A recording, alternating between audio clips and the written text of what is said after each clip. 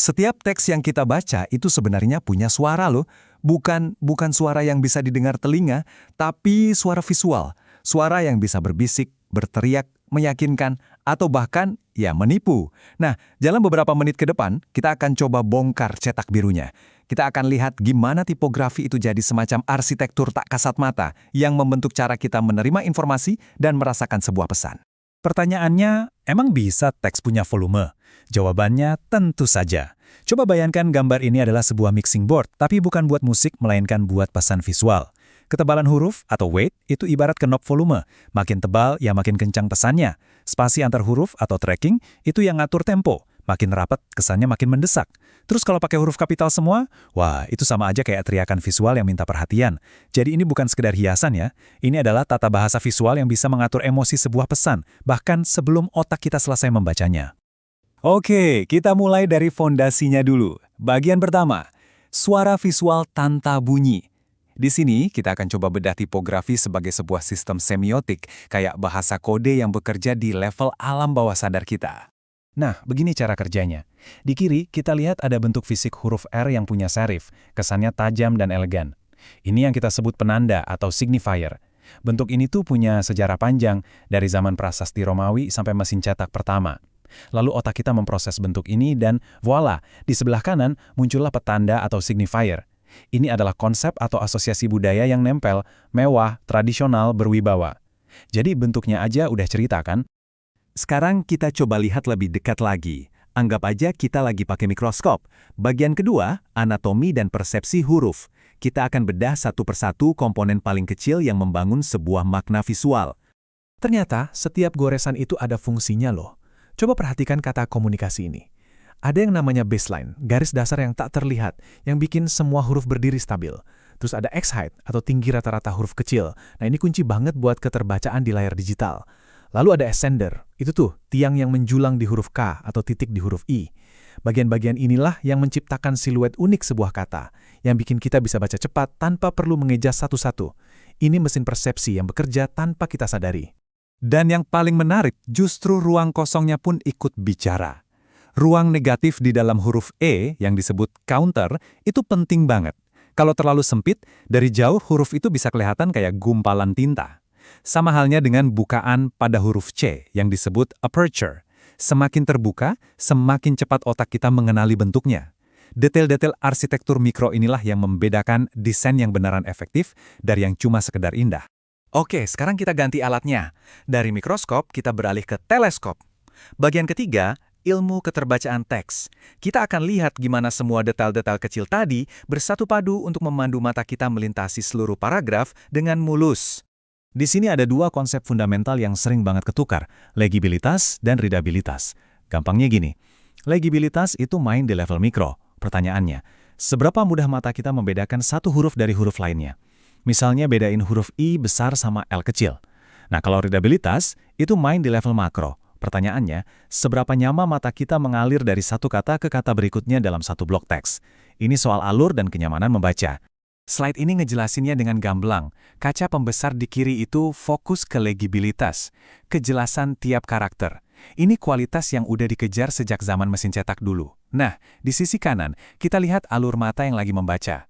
Ini mewakili readabilitas, dan ini jadi tantangan utama di era digital, di mana kita baca dari layar yang ada cahayanya. Sebuah jenis huruf bisa jadi sangat legible, tapi jadi nggak readable kalau misalnya jarak antar barisnya terlalu mepet. Coba deh, anggap spasi itu kayak oksigen buat teks. Paragraf yang paling atas, spasinya terlalu rapat, bikin pembaca kayak kehabisan napas. Yang di tengah, spasinya terlalu renggang. Kalimatnya jadi kayak terputus-putus, nggak nyambung. Nah, kuncinya ada di bagian bawah. Proporsi yang pas menciptakan ritme yang nggak kelihatan, tapi terasa. Teksnya jadi mengalir, dan otak kita bisa fokus 100% ke makna, bukan ke usaha membacanya. Tadi kita sudah bahas teknisnya. Sekarang kita masuk ke ranah yang lebih rasa. Bagian keempat, psikologi di balik rupa. Gimana caranya cuma dengan memilih jenis huruf, kita bisa secara instan membangun kepercayaan, memancarkan kesan modern, atau menciptakan kehangatan? Tabel ini memetakan semuanya dengan jelas. Pertama, ada serif, huruf yang punya kaki dekoratif. Ini DNA-nya dari dunia cetak klasik. Coba bayangin Times New Roman atau Garamond, mereka itu mengkomunikasikan tradisi, kredibilitas. Lalu ada sans serif, yang artinya tanpa serif, lahir dari semangat modernisme. Huruf kayak Helvetica atau Arial ini mewakili kejujuran, inovasi, ini bahasanya dunia digital. Dan terakhir ada script yang niru tulisan tangan. Ini yang menghadirkan sentuhan personal dan intim. Oke, sekarang kita lihat gimana semua prinsip ini beneran bekerja di dunia nyata, di mana dampaknya itu bisa signifikan banget. Bagian kelima, tipografi di dunia nyata. Contoh pertama, kita lihat rebrandingnya Gojek. Mereka pindah ke tipografi yang lebih modern dan konsisten. Ini bukan cuma ganti baju loh, ini keputusan strategis untuk era digital. Jenis huruf baru mereka itu jadi semacam infrastruktur yang membangun citra sebagai super app yang andal dan gampang diakses di jutaan layar ponsel. Ujung-ujungnya, memperkuat kepercayaan di pasar yang kompetitifnya luar biasa. Dampaknya bahkan bisa lebih krusial lagi. Lihat deh rambu lalu lintas ini. Ada studi yang nunjukin pergantian ke jenis huruf Humanist Sans yang bentuknya lebih terbuka itu bisa mengurangi waktu lirik pengemudi sebesar 10,6%. Waktu reaksinya pun jadi lebih cepat. Kenapa? Karena anatomi hurufnya yang lebih baik bisa ngurangin silau dan kebingungan. Di sini, tipografi bukan lagi soal selera, tapi soal hidup dan mati. Tipografi juga bisa jadi alat untuk keadilan loh. Buat teman-teman dengan disleksia, otak itu punya kecenderungan untuk membalik huruf, misalnya antara B dan D. Nah, jenis huruf yang didesain inklusif itu sengaja menambahkan beban visual di bagian bawah huruf. Beban ini berfungsi kayak jangkar gravitasi kognitif yang mencegah hurufnya terbalik di dalam persepsi. Ini contoh nyata gimana desain yang cermat bisa menciptakan akses yang lebih setara terhadap informasi. Semua ini membawa kita ke sebuah kesimpulan penting, yaitu piramida kebutuhan tipografi. Poin utamanya di sini, komunikator amatir itu seringkali mulainya dari puncak piramida, dari estetika, dari ekspresi diri. Padahal komunikator yang strategis itu membangunnya dari bawah ke atas. Mereka pastiin dulu teksnya bisa diakses dan dibaca, baru mereka bangun kredibilitas di atasnya, dan baru setelah itu estetika dipakai untuk memperkuat pesan emosionalnya. Jadi, fondasi dulu, baru dekorasi.